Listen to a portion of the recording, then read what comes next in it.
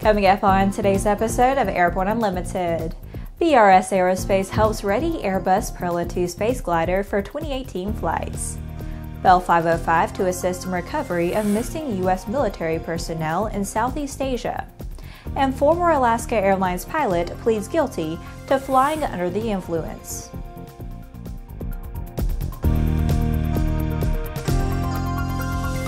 Hello, I'm Laura Hudson. It's February 12th, and this is Airborne Unlimited.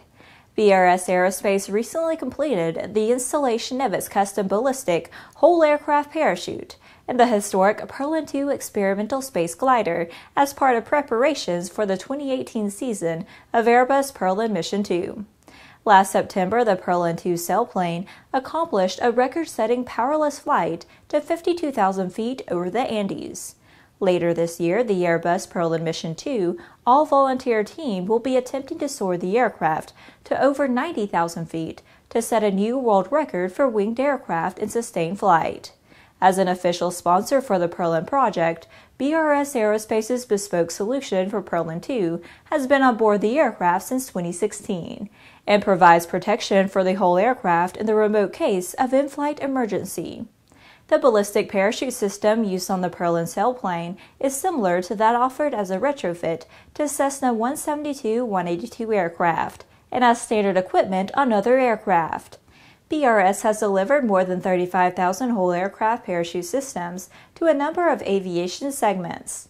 BRS Aerospace is delighted to be able to bring our expertise as the ultimate safety option, should all else fail, to bring this high-altitude research sailplane back to Earth in the unlikely case of a catastrophic system failure, said Enrique Dillon, BRS president. After the break, new A330-800 rolls out of the paint shop.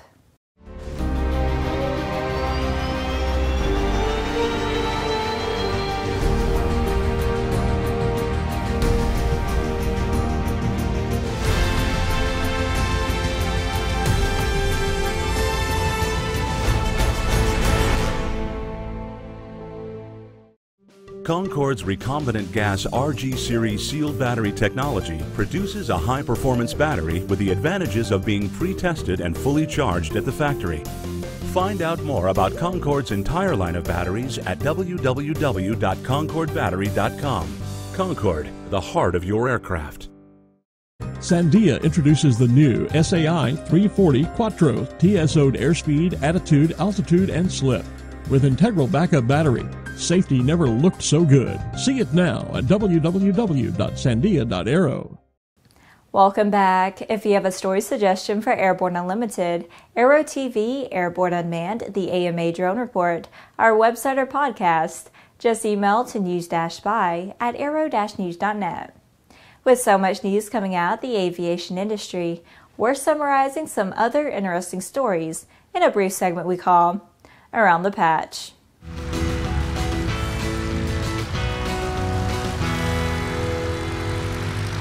The newest member of the A330neo family, the A330-800, has rolled out of the paint shop, on track for its first flight in mid-2018. The A330-800 is the new generation 250-seater from Airbus's twin-aisle family.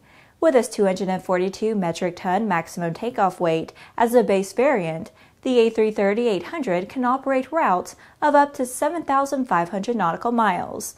And with the recently launched 251-ton MTOW variant, the aircraft can operate ultra-long-range routes of up to 8,150 nautical miles.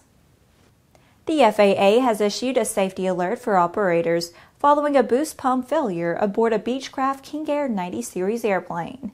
The FAA noted in a safety recommendation 16.127 that a boost pump failure in King Air 90 series airplanes leading to automatic cross-feed operation could result in dual-engine failure if not managed properly by the pilot. Orders for CFM International's two product lines again achieved near-record levels in 2017.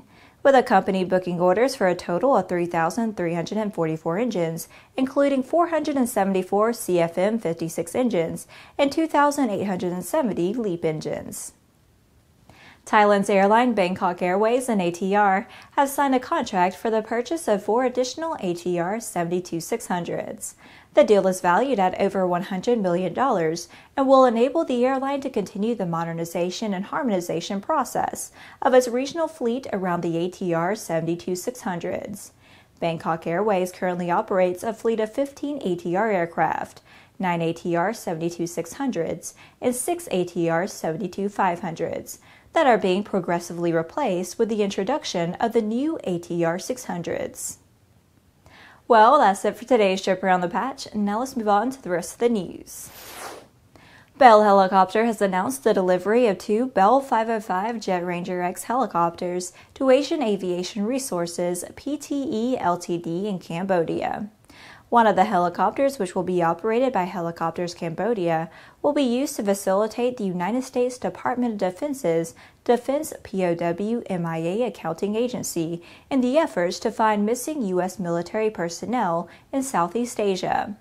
The other helicopter will be used for tourism-related charters.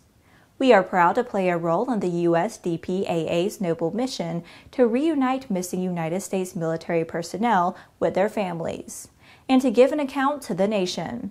Once again, our thoughts and gratitude go out to all the families who have made the ultimate sacrifice for the freedom we as Americans enjoy today, says Samir A. Riman, Managing Director of Bell Helicopter Asia Pacific.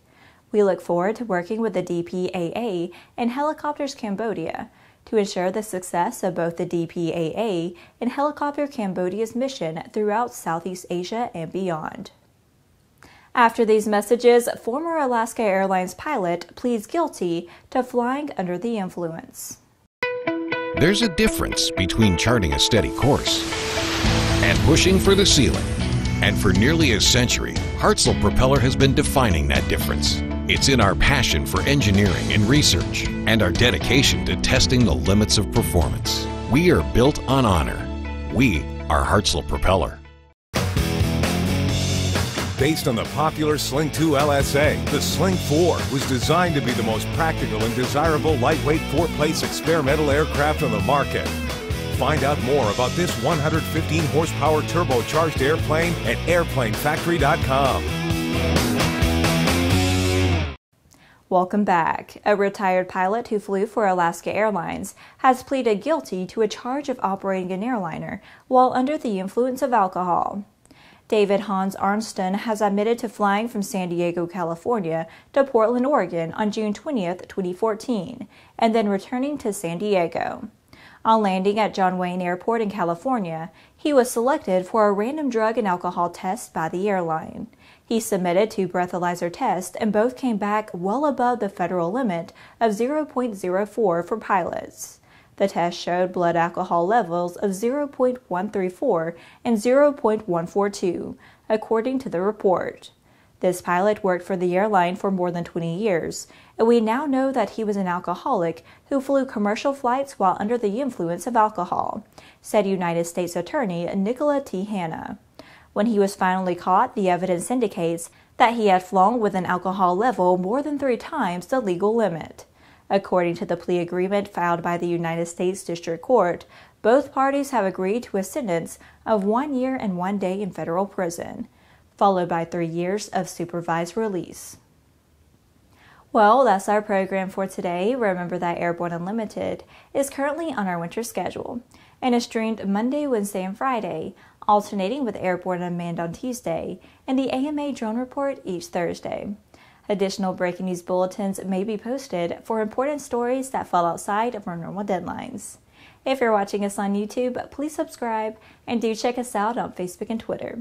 Good comprehensive, real-time, 24/7 coverage of the latest aviation and aerospace stories anytime at aero-news.net. See you tomorrow.